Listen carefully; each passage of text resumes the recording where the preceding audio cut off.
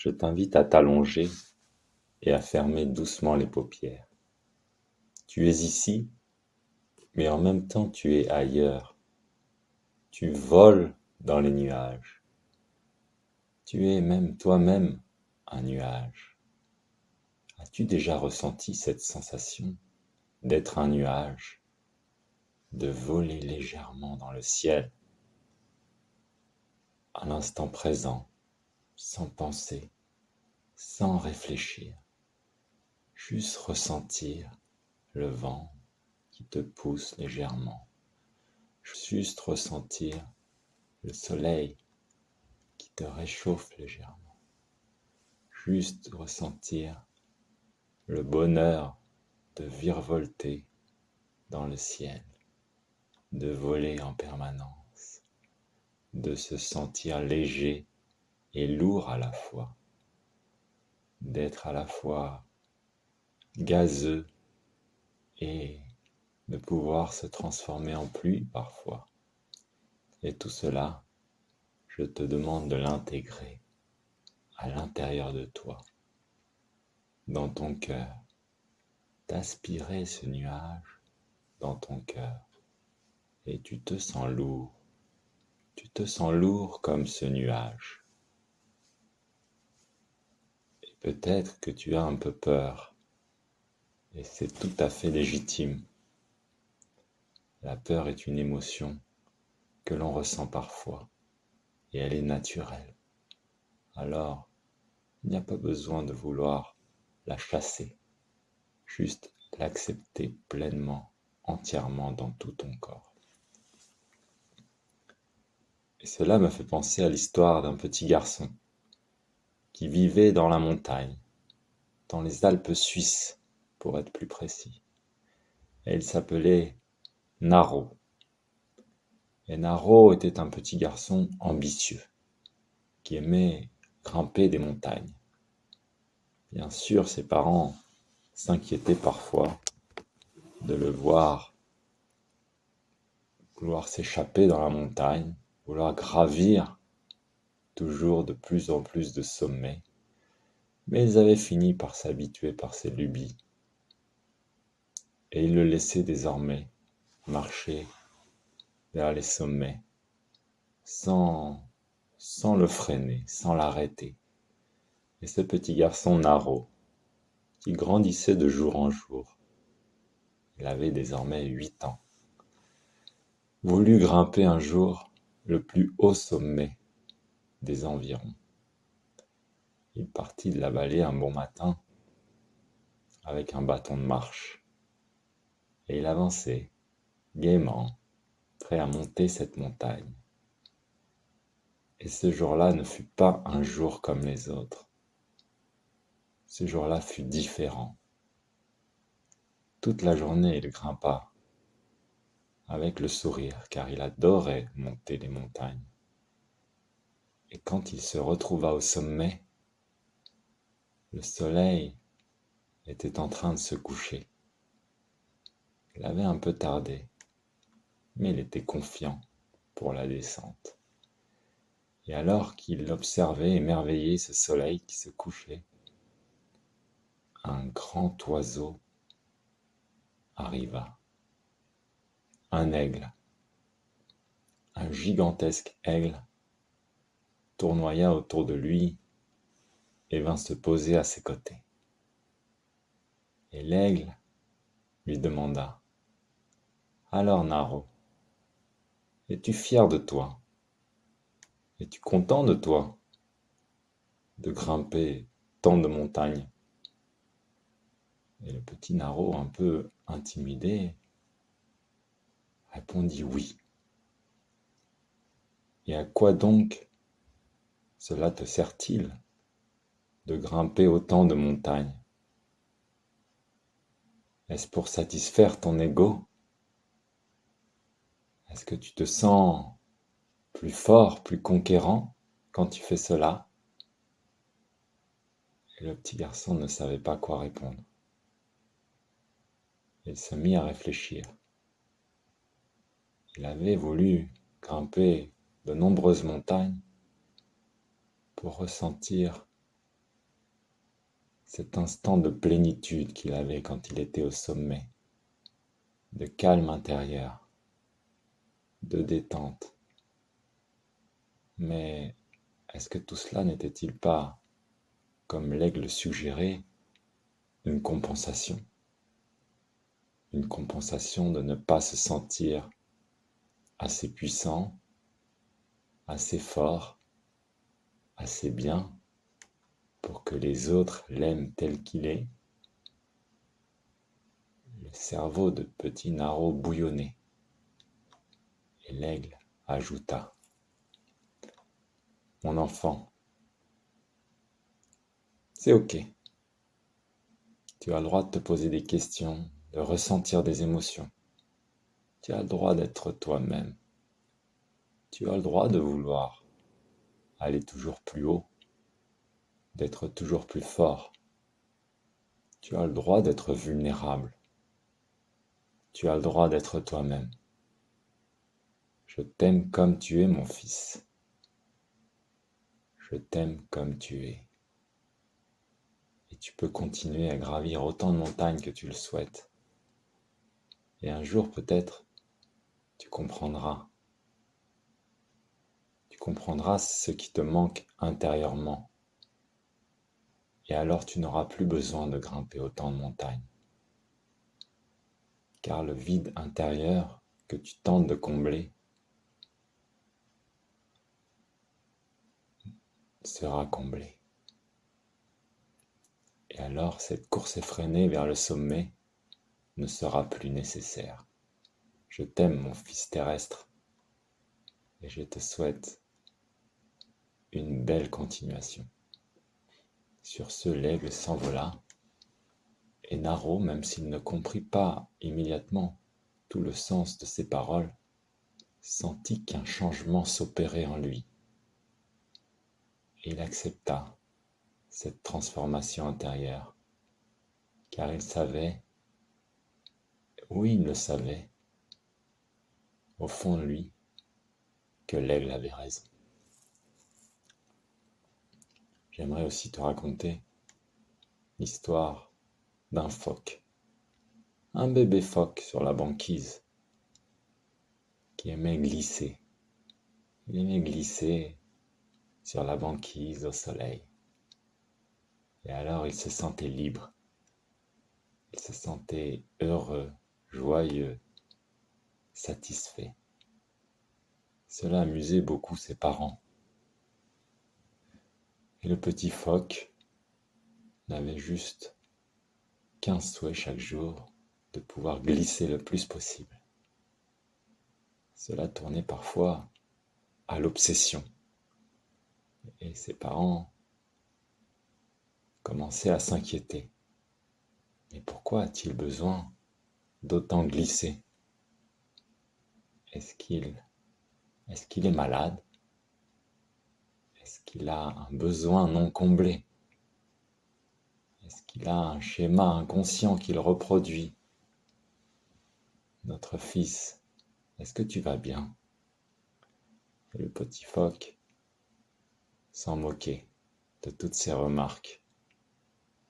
Et il continuait à glisser le plus possible toute la journée. Et il était heureux ainsi. Alors pourquoi vouloir changer? Sauf qu'un beau jour, le petit phoque tomba dans un trou qu'un pêcheur esquimau avait fait pour pêcher. Et il descendit dans l'eau sous la banquise. Au début, il trouva cela drôlement amusant de se promener sous la banquise. Et puis, à un moment, il rechercha à nouveau le trou. Mais il ne le trouvait plus. Il commença à s'affoler, à s'inquiéter, à se mettre la pression. Mais où est ce fichu trou? Je n'y arrive pas. Est-ce que je vais arriver un jour à remonter à la surface? Quelle honte! Mes parents vont se moquer de moi. Ils vont rire de moi. Pourquoi je suis à ce point nul pour ne pas retrouver ce trou et remonter à la surface. Qu'est-ce que je peux faire? Et il observa que son cerveau s'inquiétait de plus en plus. C'était comme un moulin qui tournait de plus en plus vite, sans pouvoir s'arrêter. Et il se sentait vraiment impuissant sous cette banquise, ne savait plus quoi faire, ne trouvait pas de solution. À un moment, son père vint le chercher et il le ramena à l'extérieur. Et le petit phoque se sentait abattu, se sentait vidé. Il se demandait bien ce que son père allait dire. Et son père lui dit: « Mon fils, j'ai eu peur pour toi. J'ai eu peur que tu n'y arrives pas. Et c'est ok. C'est une épreuve que tu as traversée courageusement. Et je suis fier de toi. » Le petit phoque n'en revenait pas. Il s'attendait à ce qu'on se moque de lui ou qu'on le gronde. Et en fait, son père lui disait qu'il était fier de lui. À partir de ce jour, une métamorphose s'opéra en lui. Il n'avait plus besoin de glisser toute la journée. Non, il décida qu'il était temps de s'aventurer un peu plus en mer chaque jour. Alors, il descendait dans la mer, dans les trous des pêcheurs, et il nageait, et il se sentait dans une vraie plénitude, serein, heureux, détendu. Nager lui faisait le plus grand bien, car il oubliait tous ses soucis. Il s'intériorisait. Il se sentait libre et vivant. Cela me fait penser à une autre histoire d'un jeune homme qui s'appelait Paul. Et Paul rentrait du travail tous les jours à 18h. Et sa femme l'attendait. Elle attendait toute la journée que Paul rentre du travail. Elle était très amoureuse de lui. Et il l'était également. Il était très amoureux d'elle. Et sa compagne, un jour, vint manquer à l'appel du retour du travail de 18h. Et Paul s'inquiéta. Mais où est-elle passée? Elle ne m'a jamais fait ça. Généralement, elle m'attend avec impatience. Je suis très inquiet. Paul s'inquiéta pendant 2 heures chez lui, en téléphonant à ses proches pour savoir s'ils avaient des nouvelles d'elle. Et puis elle finit par rentrer à la maison. « Mais où étais-tu » demanda Paul. « Oh, j'étais parti faire les courses. » « Mais c'est la première fois que je rentre du travail et tu n'es pas là. Que s'est-il passé ?»« Oh, je me suis dit qu'un changement dans notre couple était peut-être nécessaire. » Et Paul s'inquiéta de ce qu'elle allait lui dire. Avait-elle trouvé un autre homme? Le trouvait-elle trop nul? Pas à la hauteur? Le trouvait-elle incompétent? Qu'est-ce qu'elle allait bien lui dire? Et sa femme lui dit: « J'ai trouvé qu'un peu de changement, un peu d'air aérerait notre couple. Je t'aime, Paul. Je t'aime. Mais tu sais, je me suis beaucoup demandé ces derniers jours si la routine était une bonne chose ou non. Je me suis beaucoup questionné sur notre relation. Comment ajouter un peu de piment, comment rajouter un peu de joie, notamment dans nos rapports conjugaux. Je trouve qu'ils se répètent un peu trop. J'aimerais qu'on explore une nouvelle sexualité. Et Paul se préoccupa à nouveau. Une nouvelle sexualité? Mais qu'est-ce que tu veux dire? Tu veux dire que je fais mal l'amour? Tu veux dire que je ne te satisfais pas entièrement? Tu veux dire que tu n'es pas heureuse avec moi? Que tu ne te sens pas complète? Tu as besoin d'autre chose? Tu as besoin d'un autre homme? Je ne suis pas à la hauteur? Et elle le rassura. Mais non, mon chéri, tu te préoccupes beaucoup, décidément. Tu n'as pas à t'en faire. Le changement n'est pas toujours signe d'un problème. Le changement peut être salvateur. Le changement peut apporter un peu de joie, peut aérer, peut égayer la vie, sans qu'absolument il y ait un problème à la base. Ce que je veux dire, c'est que j'aimerais faire l'amour avec toi de manière plus intense, plus présente. J'ai remarqué que parfois tu es beaucoup dans ta tête et tu t'inquiètes beaucoup, alors que j'aimerais que tu sois 100% avec moi, 100% présent. Et donc j'ai réfléchi à ce que nous pourrions faire. Premièrement, nous pourrions faire l'amour sur la plage, avec les vagues. Un changement de ce type pourrait apporter plus de sérénité. Deuxièmement, nous pourrions faire l'amour dans un ascenseur, avec le risque que quelqu'un nous découvre. Ce changement pourrait apporter plus d'audace, plus de courage. Troisièmement, nous pourrions faire l'amour en haut d'un immeuble, avec le risque que certains voisins nous voient, qu'un avion passe au-dessus, avec le risque qu'un oiseau nous chie dessus. Peu importe, ce n'est pas ça qui est important.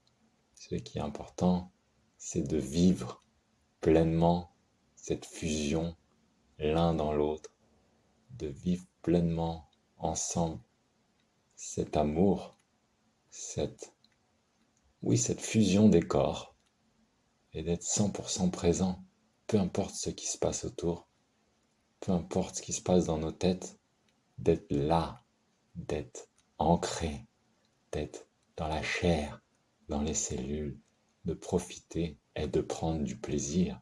C'est tout, il n'y a rien d'autre. Parfois on s'égare, parfois on part ailleurs, parfois on veut bien faire, parfois on se sent impuissant, parfois on veut donner une bonne image de soi, mais ce n'est pas ça. Ce n'est pas ça la sexualité. La sexualité, c'est d'être là, de s'aimer, de profiter, de prendre du plaisir, ensemble, en totale fusion, en osmose. Et voilà ce que je voulais te dire. C'est un peu comme un enfant dans le ventre de sa mère. Un bébé dans le ventre de sa mère est en totale fusion et osmose avec sa maman.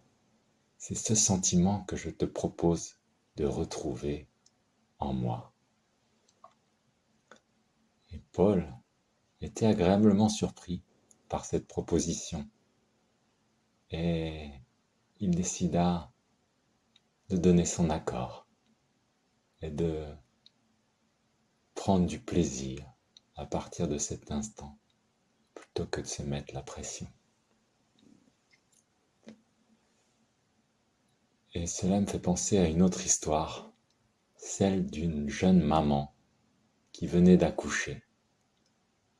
Et son bébé, un petit garçon, Jacques,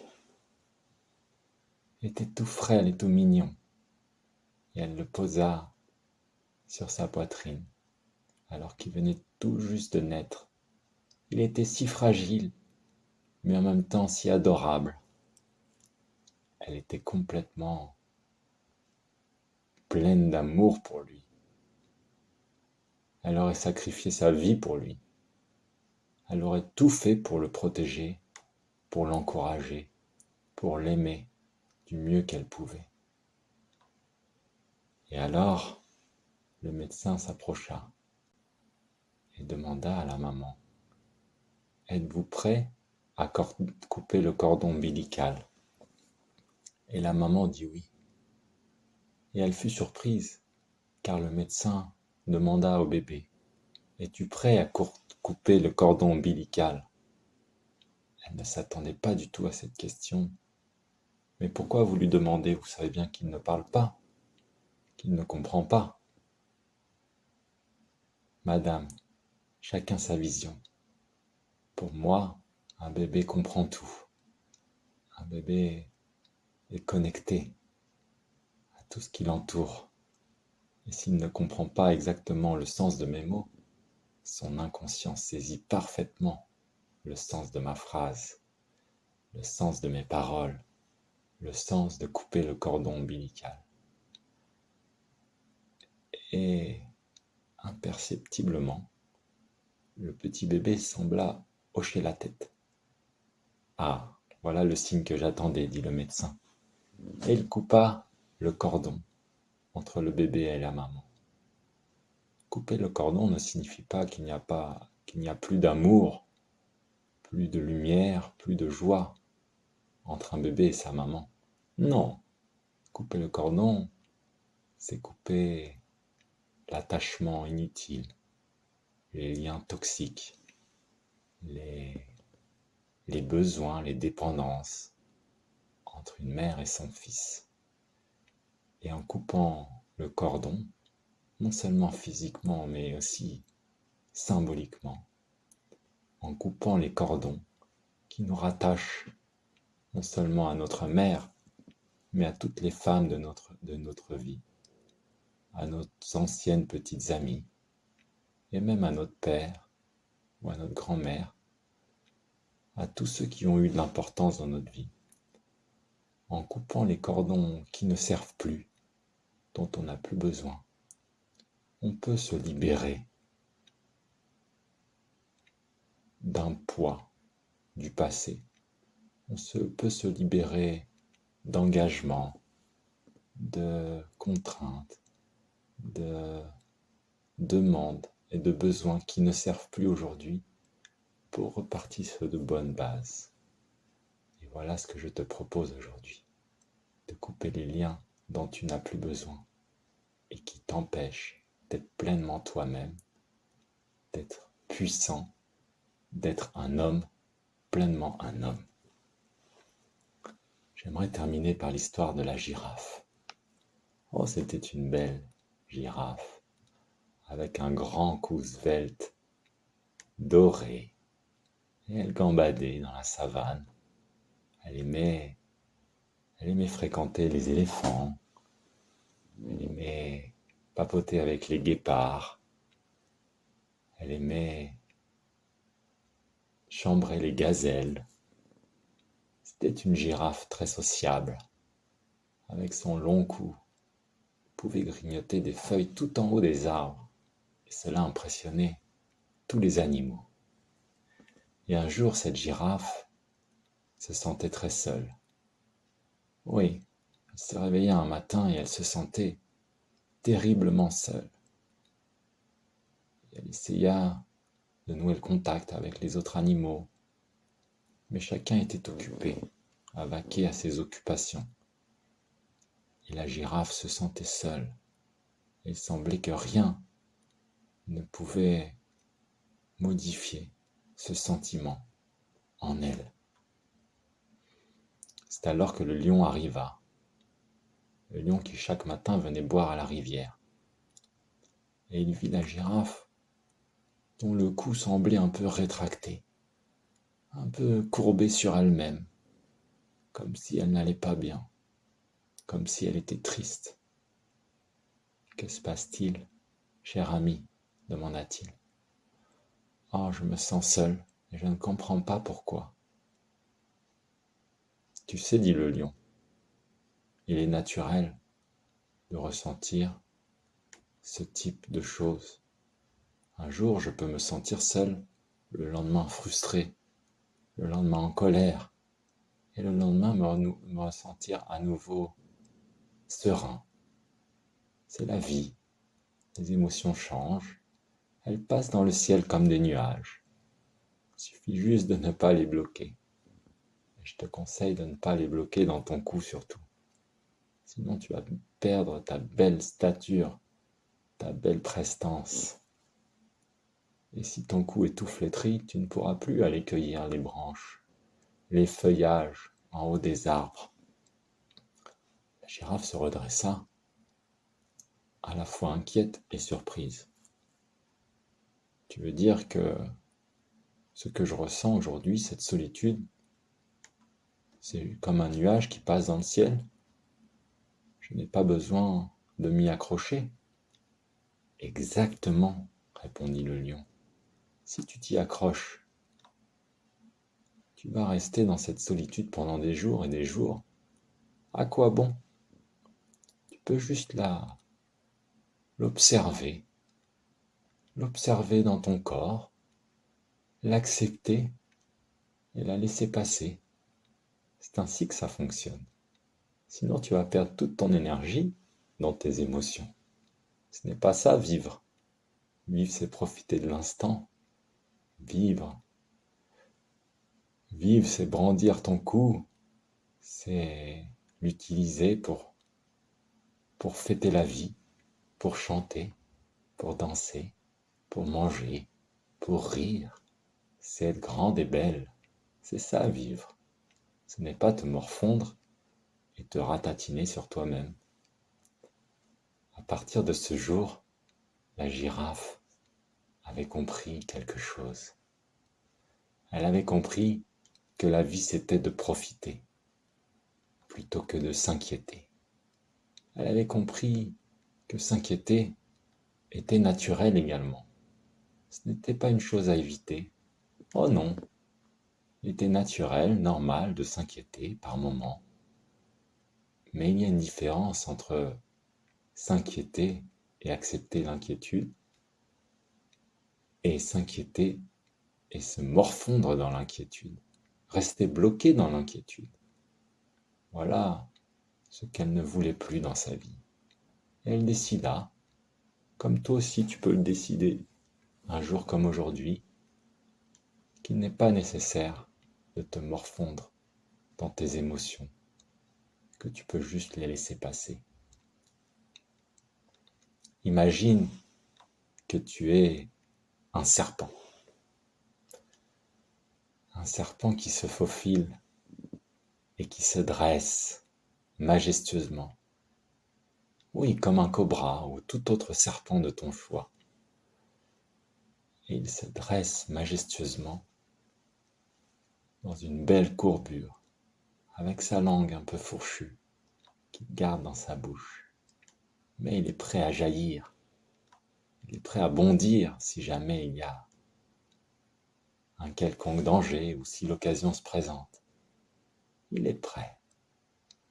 À partir de maintenant, quand tu fais l'amour, ton sexe est un serpent et tu peux lui donner toute ta confiance. Tu n'as pas besoin de le laisser se flétrir, se morfondre, s'inquiéter. Non, tu lui fais confiance, car il est une partie de toi. Ce serpent, c'est toi. Et si tu lui donnes du grain à moudre, alors ton serpent risque de défaillir. Mais si tu lui fais confiance, si tu te fais confiance, si tu t'aimes intérieurement, si tu t'aimes et tu te fais confiance, alors ton serpent sera toujours dressé et tu n'auras plus à t'inquiéter. Et voilà ce que je te propose. Cette séance est sur le point de s'achever. Et je te remercie de ton écoute active. Je te remercie de m'avoir fait confiance, comme tu vas te faire confiance à partir de maintenant. Comme tu vas lâcher prise dans le moment crucial. Comme tu vas arrêter de te prendre la tête pour vivre enfin. Tu es prêt à réassocier toutes les parts de toi. Tu es prêt à revenir ici et maintenant. Tu es prêt, quand tu le sentiras, à réouvrir les yeux doucement.